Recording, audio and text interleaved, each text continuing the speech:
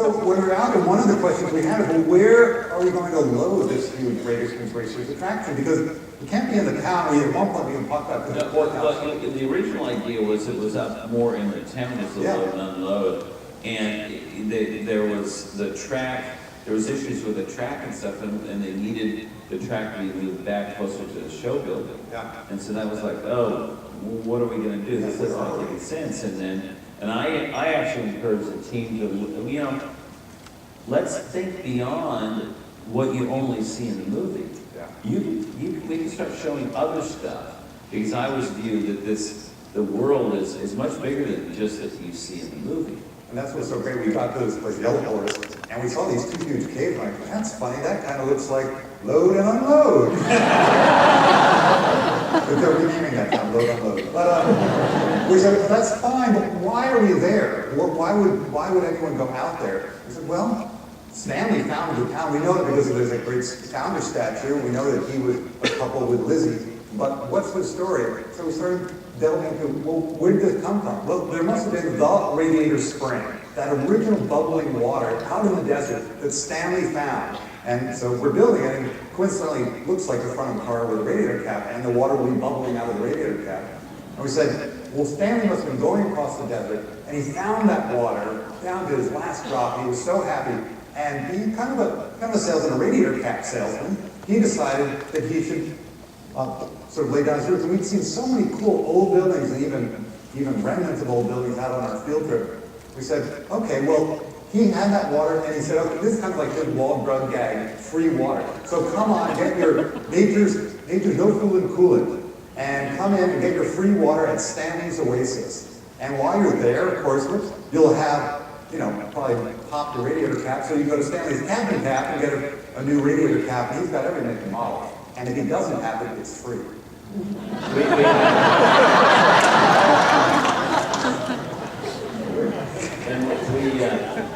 This was, you know, when we were thinking about, as we were developing the first movie, we came up with a whole backstory of the town, that Stanley, a steam-powered car, was coming across the country, you know, and found this spring, and he decided that he saw other cars coming by, and the desert was so hot that they kept blowing their radiator caps, and so he just decided to stay there and sell. It's a deleted scene from the first movie. I mean, we didn't just invent that.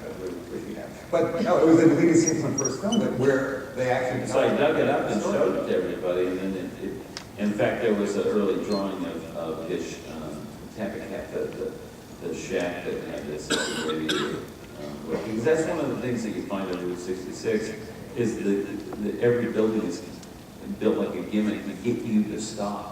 You know, and that's what we wanted to try to put into this. So you're going to be turning a little bit into a snake oil salesman too, because at the original Springs Nature's Coolant, that billboard that you had up there has stuff like, you know, eliminates rust, turns back the odometer, and that kind of stuff. Yeah, so it's great. And in fact, his Oasis grew, so you're going to see a variety of buildings in very, very different styles, including the Comfy Cavern Motor Court. So, you know, you could stay in a cave. So it's been really fun creating and expanding this world. Very rich detail. So as you're in the queue area, there's going to be lots and lots to look at and history. Yeah. So obviously one of the most important things in bringing the main attraction to life is bringing the cars themselves to life. And of course we knew we would have Major and Queen in there, but you know, John likes to say sometimes more is more. And so we're going to have, you know, the entire town, like we saw Red downstairs. And you know, they are all going to be at that level of beauty, and they're big. What's really fantastic is because these characters all exist visually, we have fantastic 3D data of all of these.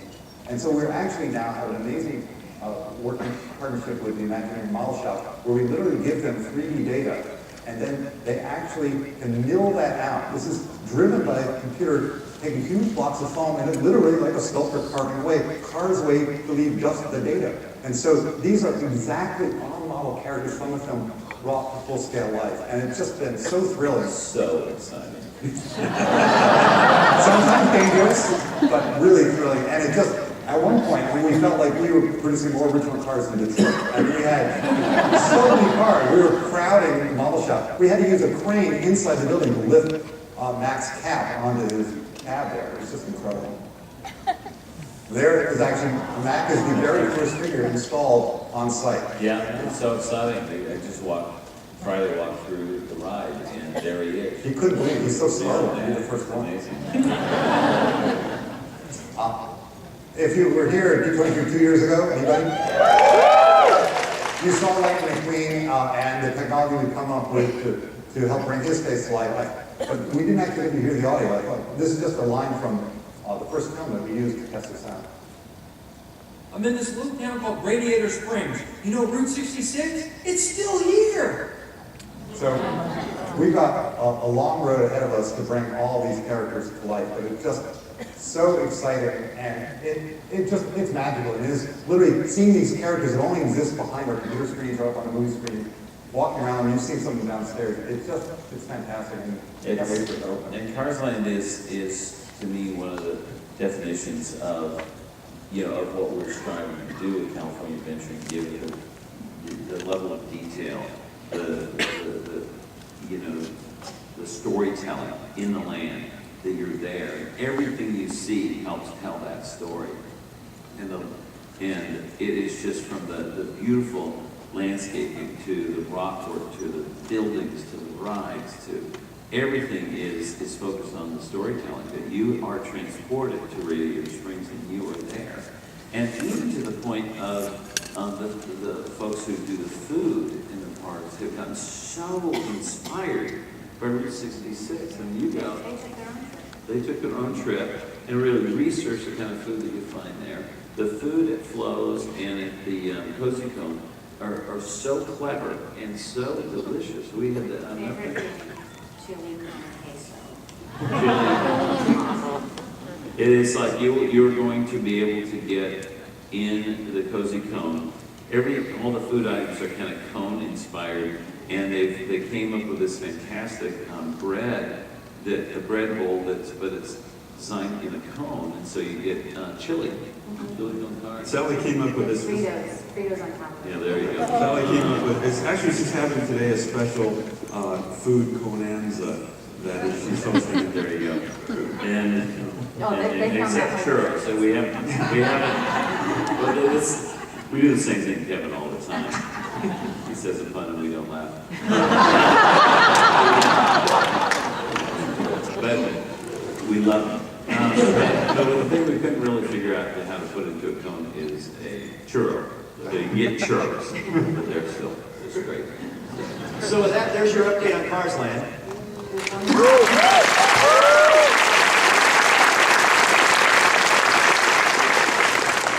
But wait, there's more. We're going to go from the deserts of Radiator Springs racers to the jungles of the world now. John has a very special announcement that he might like to make about a certain something he's looking for. So, John? Yeah. So, for those who don't know,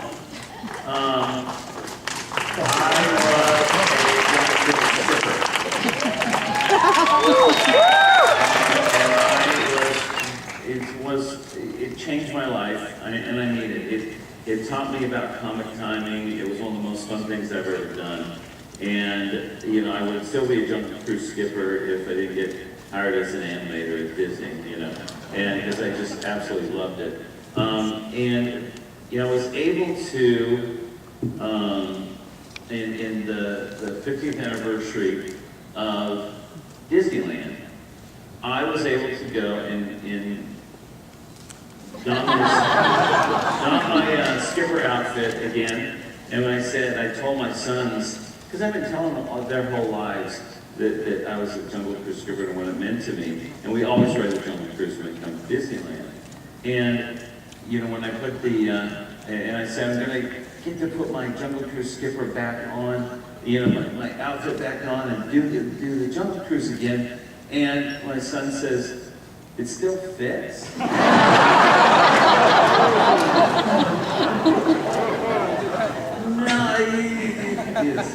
No, it's a different one. My little one was really funny. And and I have this great picture, a number of pictures of me there in 2005. at the 50th, and it was so special to me to be able to do that. The problem I have is that I don't have a picture of me in 1977 and 1978 when I was Jungle Cruise skipper. So today we're announcing a contest.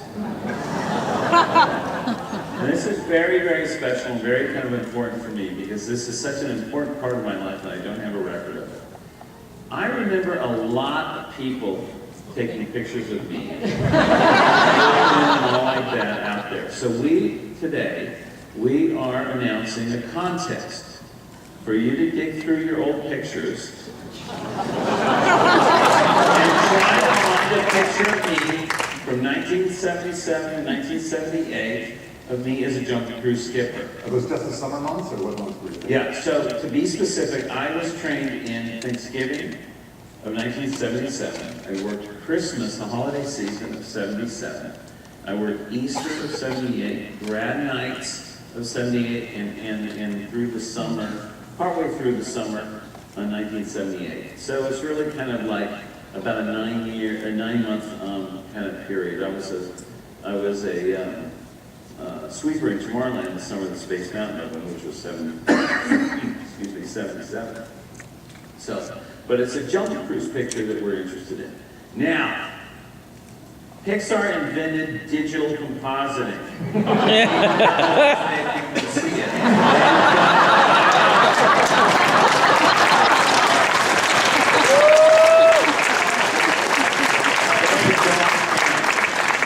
So, and if someone, and I'm really hoping someone out there does find one, it sends one in, and if it really is a picture of me as a Jungle Cruise skipper, they get to come to the opening of Carsland as our guests.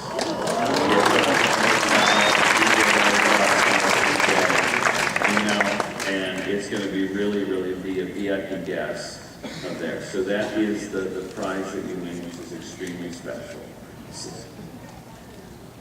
That's a good question. I will. That's it. They asked me to have a picture of what I looked like back then, and so I will dig through my stuff and find a picture of myself around that, and we'll post it on johnofthejungle.com, so you know what I looked like back then. And so anyway, that is sort of fun. It'll be on the this website also. I think that On Facebook as well. yeah, Disneyland Facebook page. On the Jungle Cruise Facebook page. Yeah, Jungle Cruise Facebook page. So we are very excited about. I'm very excited about that because it's such a truly an important part of my life, and I'd love to have a photo of me. So anyway, that is our contest, and I think it's pretty fun. And if you win, it'll be great. I'll be very thankful. So.